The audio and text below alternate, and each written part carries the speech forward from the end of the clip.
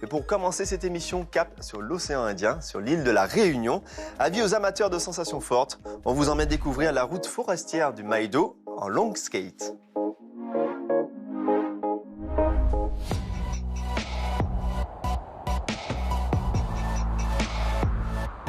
Dans les Hauts de l'Ouest, la route du Maido est un axe mythique à La Réunion. Depuis plusieurs années, cet axe sinueux, long de 18 km, est le repère des amateurs de sensations fortes, comme ces long skaters.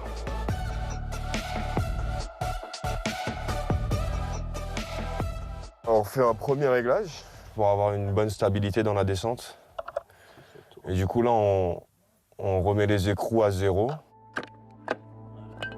Jim prépare sa session du jour. Depuis 12 ans, il pratique le long skate ici au Maido, à plus de 1000 mètres d'altitude. Il sait donc parfaitement quel matériel utiliser pour se lancer dans les meilleures conditions sur cette route tortueuse.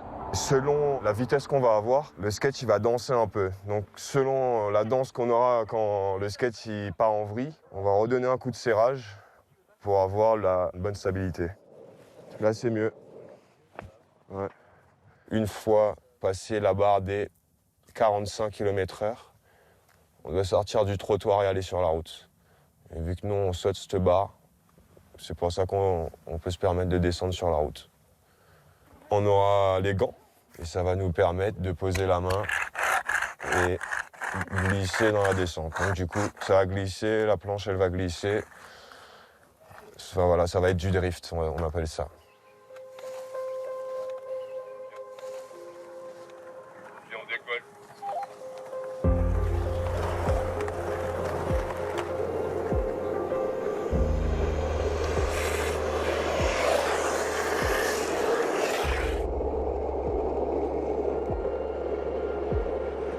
La vitesse, on va varier entre 45 et 55 km/h. Et après, si on a la voie dégagée, on peut monter jusqu'à 100 km/h. C'est l'extrême. On est tous passés par le surf quand on est locaux un peu ici. Et du coup, on ramène ce style surfeur au skate.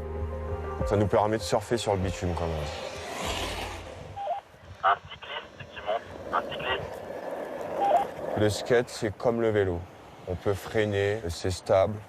Tu es tout le temps à l'affût, tu as un virage à droite, un virage à gauche. Il faut être confirmé parce qu'on va croiser des voitures, des bus, des piétons.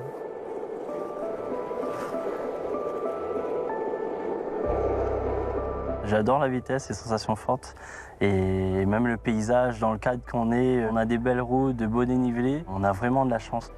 Quand je descends, je pense à la liberté. En vrai, je me fais un vide dans ma tête et ça me permet de m'évader, d'avoir des sensations, de l'adrénaline.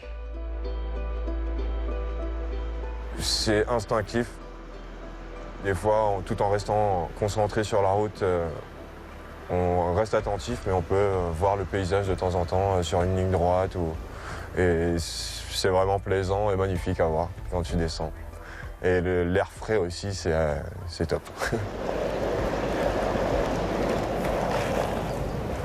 Le spot du Maido, c'est mon spot favori pour pratiquer ce sport.